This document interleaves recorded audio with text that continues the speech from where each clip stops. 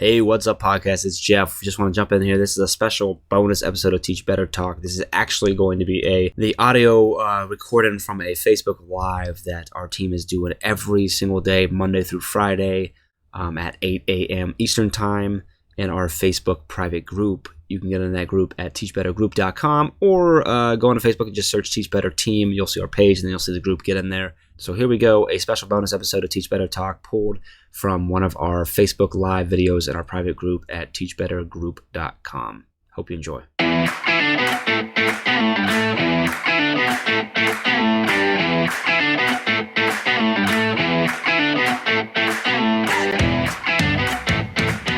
To support you, I have an amazing guest with me. I love that you're outside. We can hear the birds chirping. Right. It's like the best way to kick off the morning. TA, how are you? I'm doing well this morning, Ray. Thank you so much for the opportunity. I had to come out this morning, get a little bit of fresh air, but I'm very honored to be on this call with you all and the other influencers around the world. It's awesome. I know our private Facebook group really has become such a hub for educators to talk shop, ask questions, and just really be in community with each other throughout this time. And you were so perfect. Wow. And join our conversation. So we really, really appreciate you getting up early and like spending the morning with us. Yeah, no problem. No problem. Thank you. And thank you, teachers. Oh, it's awesome. So for those of you who are just popping in, feel free to comment, say good morning, all that normal stuff that we do every single day. But TA, if somebody's watching and they don't know the amazing things that you continue to do, not only to support educators, but to support students, will you kind of share with us what you do? Yeah. So right now, I'm TA Timothy Alexander, and I am a world-renowned speaker. I get an opportunity to travel around the world and now virtually and speak on my message of we don't need it to be easy. We just need it to be possible. A little bit of background about my story. I was a 5-star athlete that had an opportunity to go and play football anywhere in the country.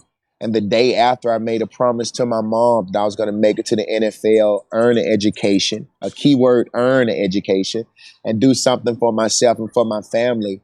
The next day, my friend fell asleep behind the wheel, and we went over a cliff, and out of 3 people, I was the only one that was hurt. I went from walking one day to rolling the next, becoming brain dead and paralyzed from the neck down, to a place where I wanted to give up on my life and just throw the towel in. But I'll never forget, my mom took me back to my goals and took me back to my visions and showed me some things that I wrote down in middle school and all these different things. And after I got out of the dark days for about 2 years, which I was down for 2 years, I changed my mind. And so that's why I honestly believe nothing happens until you change your mind. And so since then, I've just been on this renewing transformation of my mind, which I try to reset and do it every day.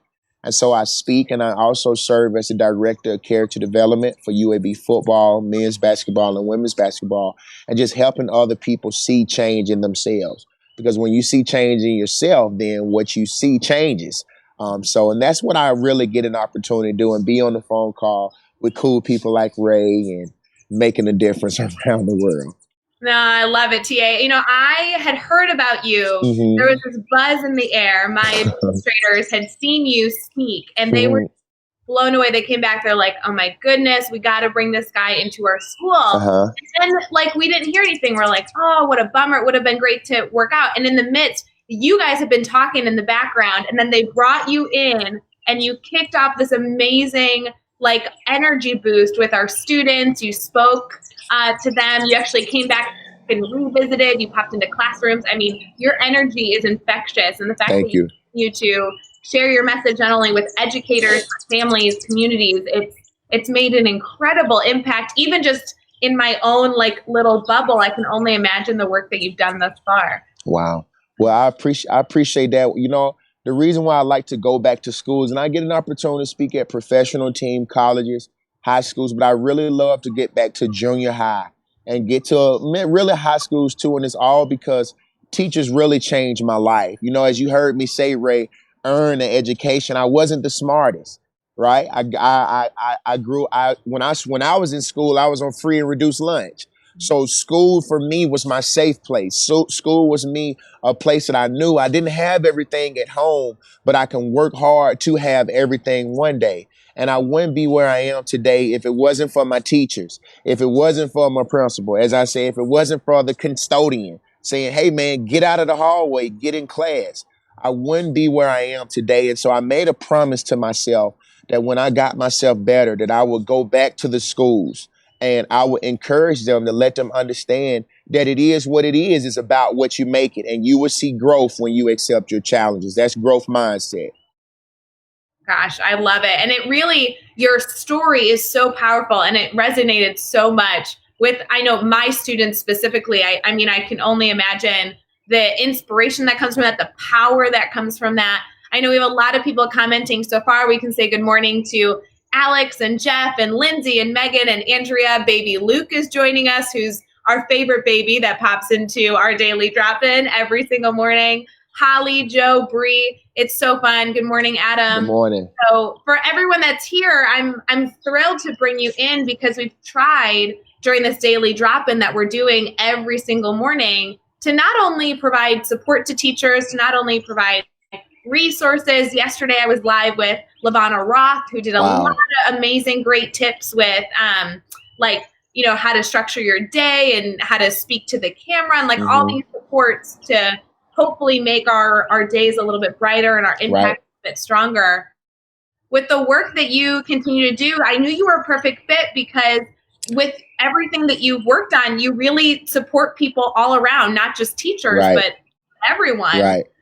Has your role changed at all since COVID-19 has kind of come full force? Yes, my role has actually changed a lot. You know, I'm always the guy that's normally speaking on stage into sold out places or packed places. But now I'm having to do it in front of a camera. And when I started, it was a challenge that I had to accept. And so I truly believe that moments like this, crisis, unforeseen circumstances that we don't have control over, it allows you to develop. It allows you to be innovative. And so, I got athletes all over the world that I coach, professional all the way to elementary, and I've been having to do it through my phone. And the other day, I was coaching a fifth grader, and she didn't get what I was saying. And so my sister said, hey, you probably need to change how you're saying it because it's different than being there with them than through the phone. And so this whole thing with COVID-19 and what we do virtually and our interaction through technology has allowed me to revamp my communication skills. And so I think in the middle of difficulty lies opportunity. So we have to look at this difficult time to grow, which brings that self-development opportunity. And that's really what I've been doing now through COVID-19. So. And that's awesome. I mean, you're talking about, filling, large auditoriums and speaking, truly for a majority of your week. I have to know though, then you're talking about coaching a fifth grader. How does that work? Not only connecting with large crowds, but you also take phone calls from 10-year-olds. How does that work? Well, I think in order to reach, you have to be calm. I call it put your pride in your pocket, right? Mm-hmm. I'll never be so big that I'm not able to speak to a fifth grader or a 10-year-old or someone young, because I remember when I started my journey, before I even started speaking, I did my own independent study with only elementary kids. And for about 4 or 5 years, I was a camp counselor at UAB Rec Center, and I only wanted to work with the elementary kids. And I told myself that if I can get my message over to them, I can get it over to anyone. And so again, kids are hard to listen to. So if you get them to listen, and if you get them to get excited through a phone, you really got it. And so I've just been finding more ways. If we're in the boat, we got to row the boat, and we can't stop rowing because the waves of the water start. You got to know what's in you. You got to know that you got to go back to the basics. And that's all I've really been doing. Just trying to figure out, okay, how can I go farther and do more? It's going back to the basics, solving problems and serving people, whether they're young, old, it don't matter. I think that's such a challenging spot that teachers are in right now related to this idea that they're used to being in front of students. They're used to being a collaborative partner and facilitating conversation. I mean, myself, I see 150 sixth graders every single day, and now I see no one, right? Right. It's very different. And so when you're talking about bringing energy on camera, it's almost like you have to double your energy Yes. and communicate differently so that it comes through. You know what I'm saying? Right. Well, I think what you have to do is you have to know yourself, Ray. I hate to keep dropping quotes here, but I write everything I say down or something on my recorder.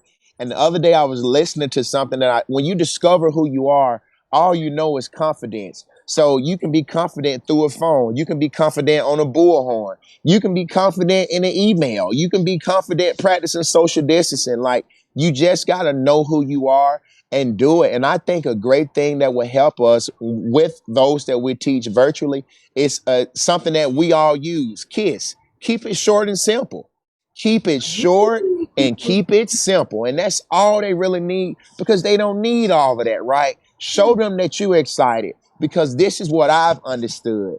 Like, as I look at you right now, I value smiling and positivity and energy, and I see it in you, right? And so what you value, their value. But if you get on this phone call acting like you need a cup of coffee, guess what they're going to do? Out in the meeting, Yeah. right? You get what I'm saying? So you have to be confident in what you're doing.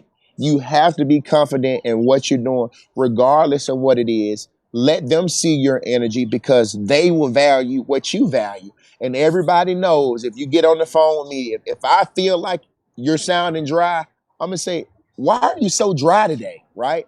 Because I know people who have it worse, right? It could always be worse. And that's always in the back of my mind. And that's how I'm able to bring my energy, because I truly believe that I have something, and I'm right. I'm in the boat, right? I'm rowing the boat. I'm in the boat, right? And I got to keep rowing.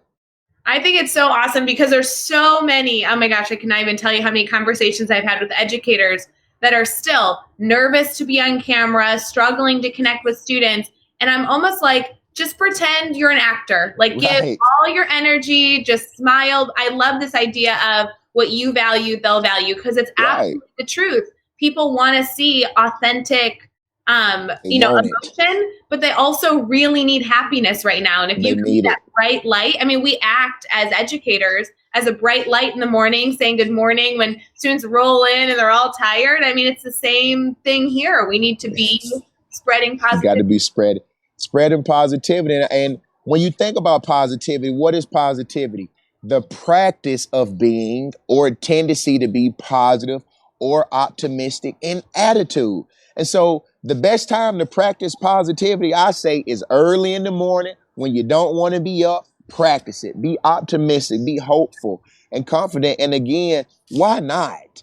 There's so many people. How you doing? Good morning. There's so many people walking around with their head down. If you walk around with your head down, you're going down. But if you walk around with your head up, you're going up, because you can win if you keep your head to the sky.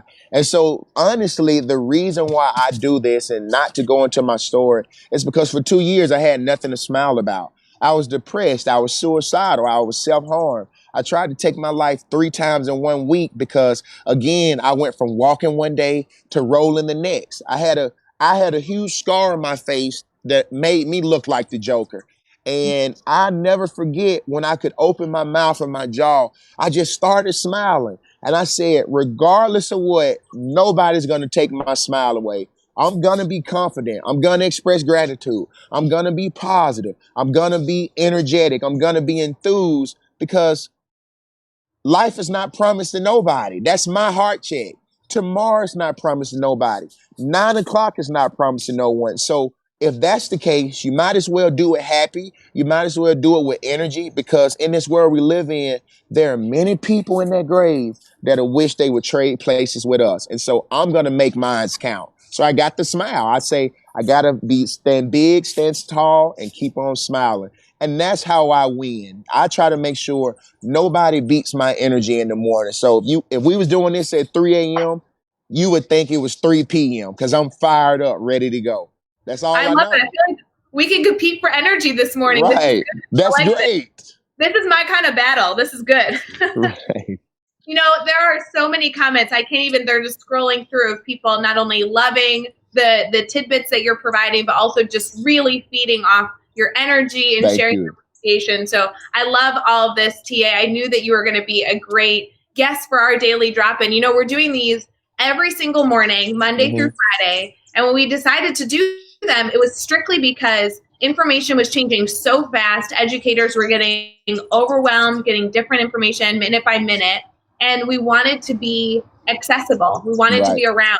So if that meant going live every single day to take questions and be a brainstorming partner, that's what it meant. And so for everyone listening right now, don't forget, if you want to participate live, feel free to post questions. And obviously all the celebrations, when you hear something that really resonates with you, you do need to be in our private Facebook group over at teachbettergroup.com. And you can participate live, or you can catch this video after the fact on YouTube as a bonus episode of the Teach Better Talk podcast and everywhere else. But TA, I do have to ask you, you know, you've shared a little bit about your story. I know there's a whole lot, and you're an extremely powerful speaker that has a really amazing presence when you fill a room. I have to know, when you speak, you very frequently, I know, work with adults, but I've personally seen you in a setting with students, and wow, do you light up a room. What's like the biggest takeaway that you want someone to have? You know, they're experiencing your story, they're hearing about everything you're doing. What do you hope that they walk away saying, this is what I got from it? Yeah, I hope they understand that if he can, I can, right? I just always try to be real, because if I can be real, I can relate. Again, if I can be real, I can relate. And I know it's hard. I want kids to know, I know it's hard. It was so hard for me when I was on free and reduced lunch. It was so hard not having everything the kids had, but I did what is hard so that I can have an easy life now. And so, I mean, it's like they said, when life brings you lemon, make lemonade. And so I just try to not only tell them, but remind them what they're saying, that you can do it if you put your mind to it. Henry Ford said, if I think I can, I can. If I think I can't, I can't. And so when I walk away from a student, I want them to know that, man, this guy really loved me, that he shared his heart with me, that he gave his heart to me. Now I got to go and take action on what I heard and what I seen.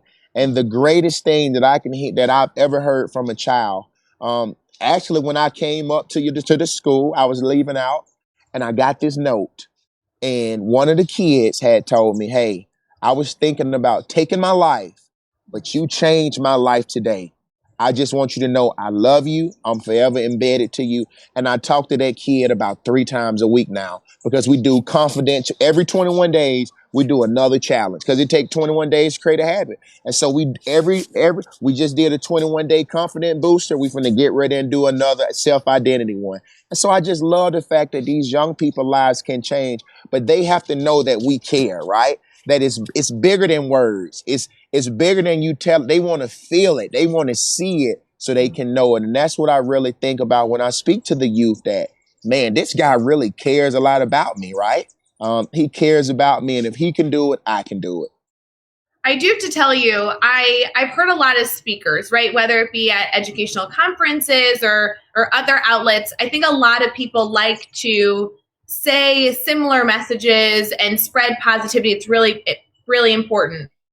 But there is a different culture that you have created. I just want you to know, because I'm sure you hear it all the time. People are eating up everything you're saying in the comments. But having lived it, it feels very personal. Like when you come into Evans, which is the school that I work in, there is like a buzz the whole day of, oh, do you hear who's here? You're walking around. Students are like flocking to you. They want to hang out with you. They want to chat with you. I know you had lunch with students. You visited classrooms. And then you just committed a ton of time to being available. And I think that's the part that I really connected with.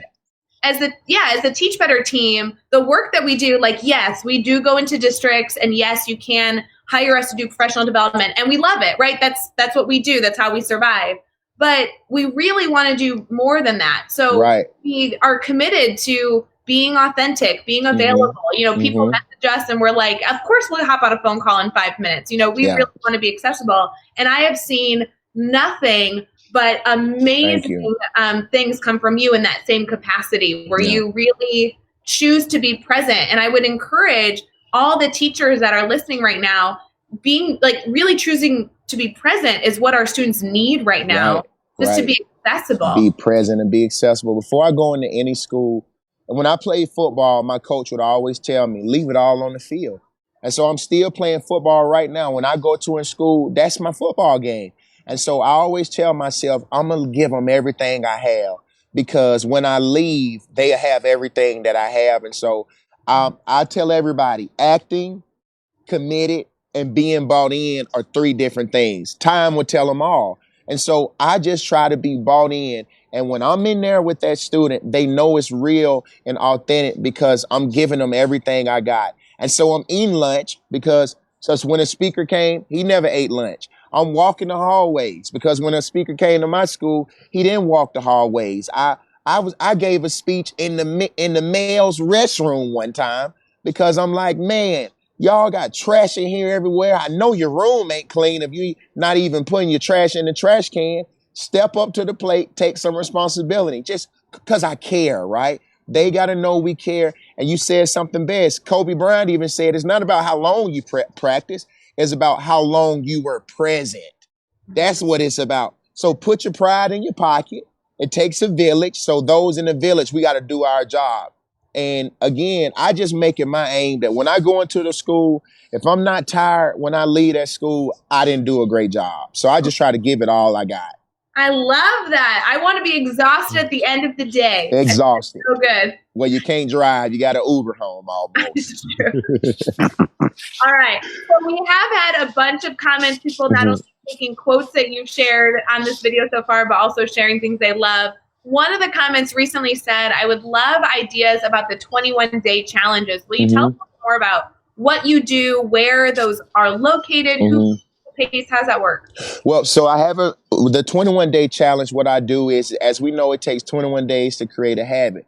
And the bad habit can only be replaced by a good habit. And so for 21 days, I always, when I'm doing the confidence and identity challenge, I always ask 3 questions. And my 3 questions will help me know a person. Who are you? Why are you here? And who do you do it for? Again, who are you? Why are you here? And who you do it for? And so on day 1 of the confidence challenge, I try to have those that I talk to and that I'm mentoring. Hey, go find a mirror, and I want you to go and talk to yourself the first day. Tell yourself you're beautiful. Tell yourself that you got it. Tell yourself that you are worthy. And that's very, very tough for people to do because not a lot of people looks in the mirror. When's the last time some of you all looked in the mirror and told yourself, hey, man, hey, girl, you got it. That takes a lot of confidence, right? It takes a lot of confidence. The second thing that I do is when we're doing our 21-day challenge, when I'm doing something on the mind, when I'm doing a 21-day of positivity, I always let them know at any moment, because we are human, at any moment you have a negative thought, you got to give yourself 7 positive thoughts. So if I'm outside trying to go up this hill, and in my mind, I say, man, I can't make it up this hill. That was negative. So now I got to give myself 7 positive thoughts. I can. I will. I'll figure it out. Just being positive from the inside, working out. And then after those 21 days, you do it all over again. But it's about you just being consistent. It's about you being honest. And it's about you being real with yourself. And I normally used to do the 21-day challenges at the end of the year. They are posted. They are back. Some are on my Instagram. I'm getting ready to do more, but I've been doing those a lot with 101. A lot of 101 because I see it benefit the young people. That is not just something that I'm posting is, hey, it's day 19, it's day 20, it's day 21. I hope you're well. And then we talk about it, right? And as soon as they say, hey, what are areas you need to improve? Whenever they tell me, hey, this is what I want to improve, then we work on that improvement for the next 21 days because that's what it's about. Yeah. Personalizing it, making sure it's like something that they really want to work toward. They want to work toward. Exactly. Yeah. They want. That's the biggest difference, right? You can pose a challenge, pose a question to somebody, but they need to take ownership over it. Right. What do you want? Yeah, just like in our learning. I mean, if you're going to explore anything, whether it be confidence or positivity or a math topic or a science idea, having the person who's the learner take ownership over it is a huge element of having them be successful. Right. It's kind of like with me. So in school, I struggle with math. and I struggled with reading, my teacher would always write at that top right corner with that red ink, you got to stop writing how you talk, right? All these different things. And so I knew that I knew that I was going to use my voice, and my voice would take me around the world. And so I wanted to learn these ways. And so I never forget talking with my English teacher, and my English teacher said, have you considered have you considered writing about something you care about, right? So instead of you just, hey, give me a topic, no, figure out a topic, right? And I would find out when it was topics that were centered around something that I cared about, or a book around something I cared about, or a strength that I wanted to develop in math, I would always get better. The bar would start going up. But if they just said, hey, I want you to write about concrete, and I could care less about concrete, you saw my performance go down, right? And so it was really trying to get to know me and figure out. Like, I've been watching, I don't know if anybody's been watching the Last Dance, the Michael Jordan series, but Phil Jackson said something best, that when Dennis Rodman came, he couldn't relate to anybody, but they figured out ways he could relate, and that's what got him to perform. And so again, before we request, here we go, family and teachers, this is your TA thought of the day. Before we request anything out of anybody, we got to invest. We got to invest in them first. We got to see what they want before we can request. In football, hey, figure out what it is, then you can request from it. Because if you haven't invested, they're not going to care to do anything at all. Absolutely. I love this idea. And I think that there's a lot of ways that you can do this as a teacher. I mean, yes. I mean, the options are endless. Endless. Ask them questions. Yeah. Today there's a lot of conversation right now around building relationships with students. And I'm not saying that's not important. That is so important. But the how is the part that people are leaving out. Right. And so I think that if we can take these ideas and implement them with fidelity by actually trying them and doing them more than just, I'm going to build relationships, but really talk to your students, have 100 conversations about nothing. Got to talk to them. And ask questions. You're going to know how to serve them better because you know what they're going through. Right. And I think, with students today, they all say when they figure out they can't do something is when they start making excuses. And so what I do is my thing is take away excuse and provide opportunity. And so one day I was doing this social experiment, and I said, okay, I'm going to play this song. And it was the Drake, the Kiki, the whole gymnasium. I saw kindergartners to 5th grade singing this song. And I said, okay, I want you all to sing it a cappella. And they sung it in harmony. And so I got on that microphone and I said, now this is the challenge.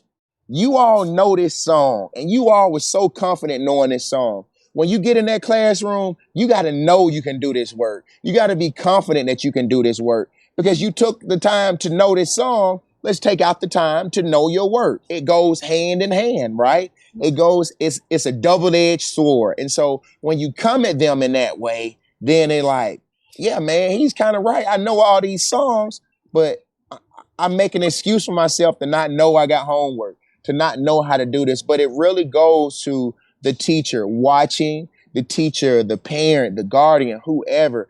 You got to know those that labor amongst you. You got to know those that you have influence over. You got to know those that you're coaching. And if you don't know them, you're already lost because you don't know them.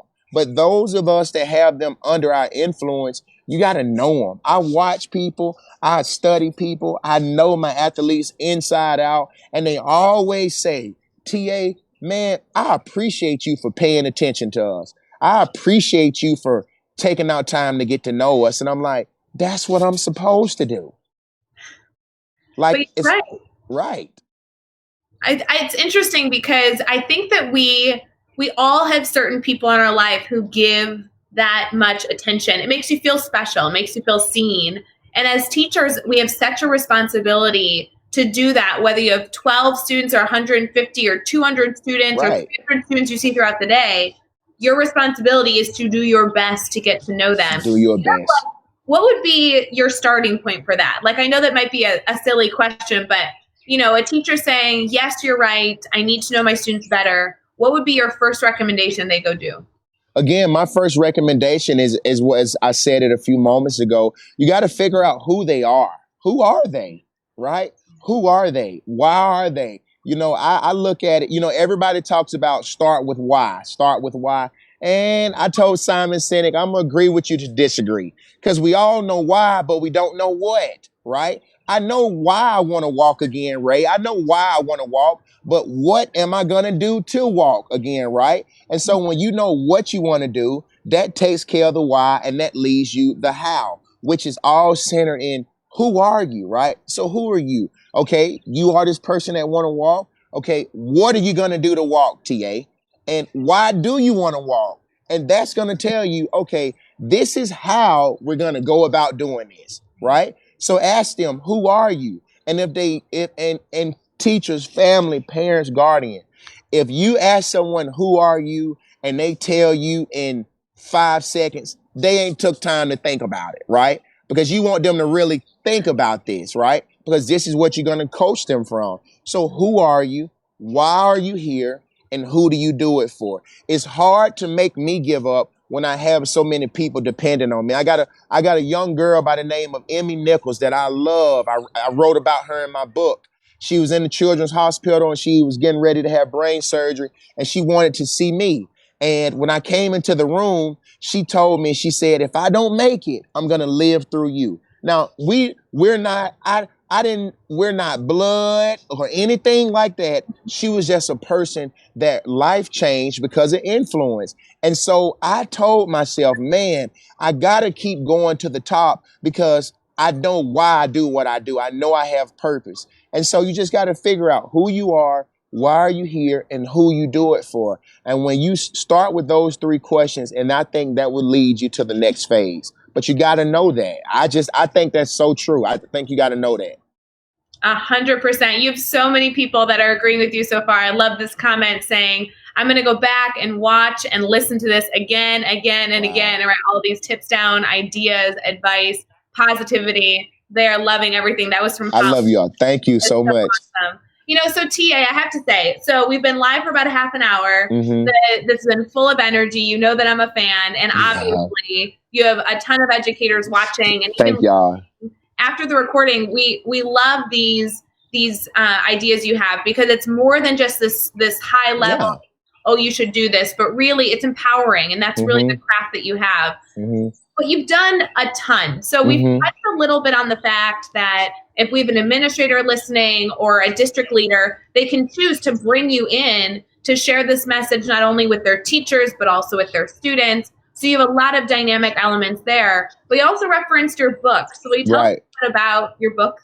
Yeah, so my book is called Ever Faithful, Ever Loyal. It's a true story about my life, about everything that I talked about. And even after I had my car accident, I had my goals. I tell everybody, if you prioritize, if you write your goals down in your vision, even if life makes you throw in the towel or throw in the pen, when you bounce back, you can pick up the pen and pick up the towel. And so again, my three things that I wanted to do, family, I wanted to make it to the NFL. I wanted to earn an education, and I wanted to do something for myself and for my family.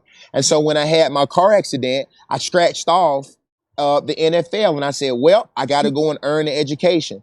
And so I went to go and earn an education. And I wrote this in my story, my book. I started off taking math 098 and reading 096. These are remedial classes because your boy, he made a 13 on the ACT. I was never the smartest in the room, but I aimed to work the hardest. And I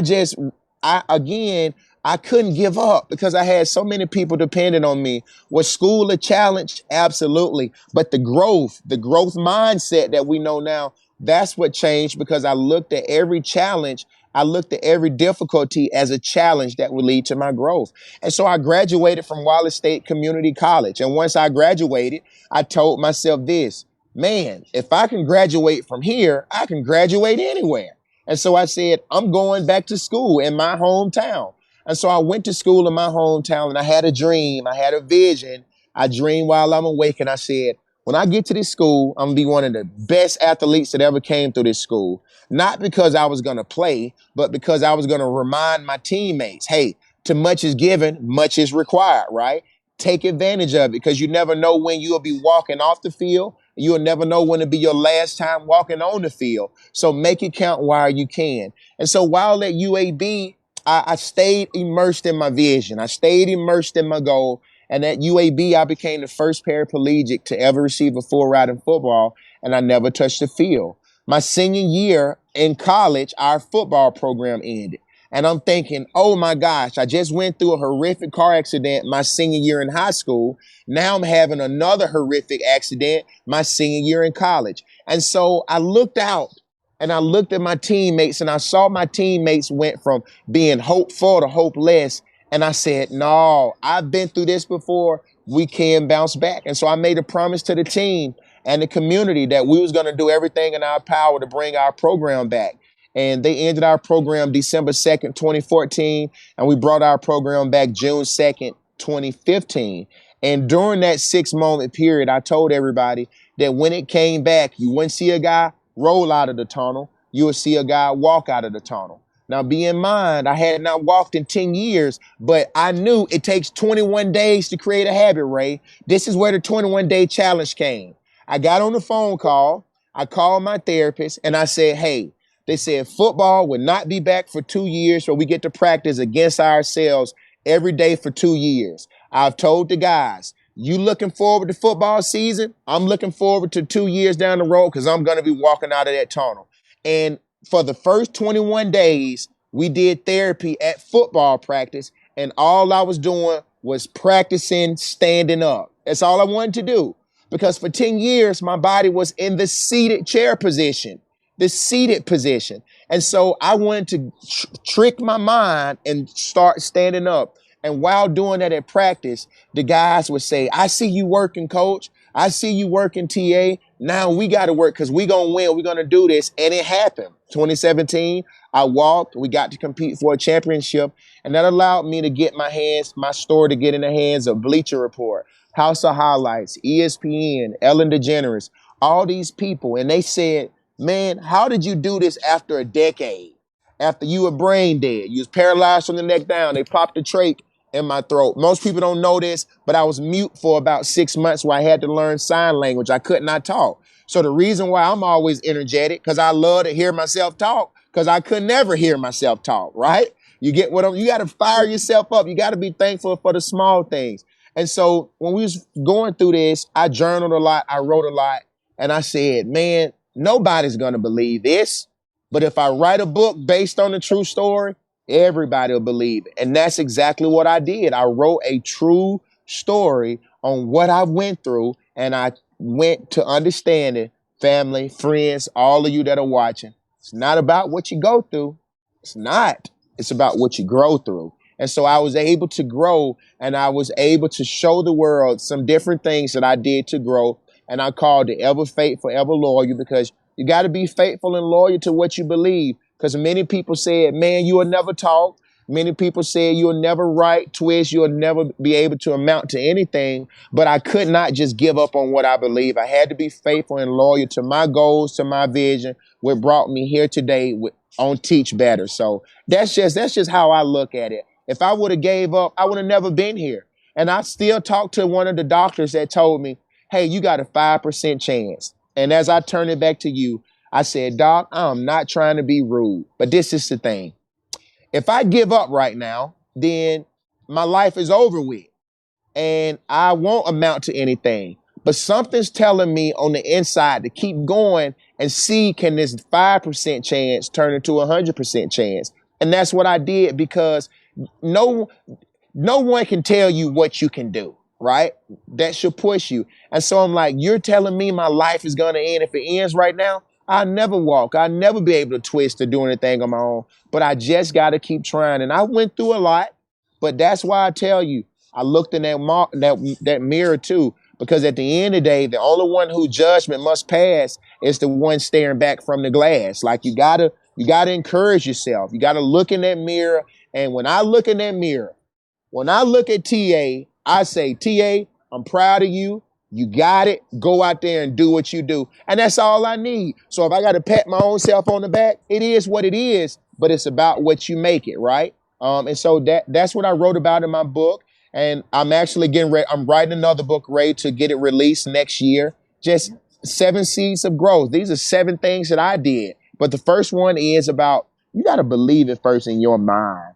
Everything I'm doing now, I believed it years ago. I was moving and I found some stuff that I wrote about in 2010 at 2:32 in the morning. That one day this is all going to change. When the movers was moving me in, I'm not going to lie, Ray, I got a little down because I'm seeing everybody move furniture in my house. And I told the movers, hey, I want you all to understand this, that the only reason why you're moving me is because I'm unable to move that furniture on my own. So I appreciate you for being my legs, because if I was walking, I wouldn't have needed any of you all. So count it great joy that you get to be my legs today. And guess what they started doing? Guess what they said? Man, we appreciate you for being the muscle. And I had to tell them to slow down because they started moving stuff too fast. But again, it all starts with belief, because one person with belief overrides thousands of individuals with intent. So I'm just the one that's like, you know what? If it's 99 people that do not believe, you be the one to believe. Be the one out of 9. And that's just what I've been able to do, to just hold on to what I believe, which is the word I believe is resiliency. You just got to hold on. And that's what I wrote about in my book on how I held on, and to what I held on to did not let me down. It actually took me to my destiny today, and it's still taking me all around the world. So, yeah. I can just feel your book flying off the shelves as all these people are like, oh my gosh, I have to go read it. I have to go explore more. You know, it's funny because it's not about like selling the book. It's about wanting people to get it out, really connect with your story and find it within themselves. And I love it. You know, there's been so much conversation about how you come back from, you know, COVID-19. And there's a lot of teachers that are really down on themselves of not knowing what, you know, what the world looks like, but also not knowing where their purpose comes from anymore because they can't see their students. And I just think the work that you're doing is so spot on. I would encourage any administrator right now to say, that's the message I want to kick off my year this August with, because we need to re-inspire people and get some purpose, but not just with fluff, but with real integrity. Well, and like you said, and to that teacher out there, that's, I'll say, tripping and don't really know where their purpose is, you got to go back to your basics. Go back to that day when all you thought about was being a teacher. Go back to that day when all you thought about was having a classroom one day and making a difference. Those are the things you have to look toward to. You can't look for your job to reveal purpose, because a job is an offer somebody gave you. And once they take their offer away, there's no job. But they can never take your purpose away, because they didn't give you your purpose, right? What I have, the world didn't give, and they can't take away. But that's me going back to the basics. And so those of you that may feel like, hey, that you don't have it, I want to let you know today, you do have it. You are a hero in human's clothes, but you have to believe it for yourself. Again, yes, I am in a wheelchair. I am a temporary paraplegic, but I add yet to the end of everything. Are you walking right now, TA? Not yet. Are you doing things on your own right now, TA? Not yet, because that yet gives me purpose. And so I just challenge you, teacher, you got to know that you know, right? Because if you don't know and you go try to teach these students, they gonna know, right? So the best thing you can do is find your purpose, find your swag, and just ride it out, row that boat, because, hey, it is what it is. Aristotle said, know thyself. Just know yourself. Find your lane, find your place, and stand out. It ain't about fitting in. Find where you fit and stand out. I found out that I fit well with positivity, so I try to stand out amongst the others that are mediocre. So, yep. Oh, I love it. There has been so many, great tidbits that you've been able to share. I mean, you have an incredible story in TA. I know you already know this, but your energy is infectious. And we just had somebody commenting that your smile is just it lights up. We so appreciate it. Thank you. I have to know, before we go, we've been live for about 45 minutes. I'm so honored that you chose to join our daily drop-in that we're doing every single morning to just try and be accessible and be the support that educators need. How can our network right now, whether they be a classroom teacher, a substitute teacher, an administrator, a superintendent, whoever's listening, how can they stay connected to you? Because I'm getting a feeling from the comments coming in, they want more TA in their life. Yep. So you can stay in contact with me. I'm on my Facebook is Timothy Alexander. My Instagram is Inspired by TA, and my email is inspiredbyta@gmail.com. And if you can't remember that, just go to my website, inspiredbyta.com, and send a message in. It'll come directly to my team and my phone, and I see it all. And please, I would love to connect with you all. And I just wanted to tell you all, a better day is coming, Ray. A better day is coming for teachers and for ourselves. But you got to be prepared now.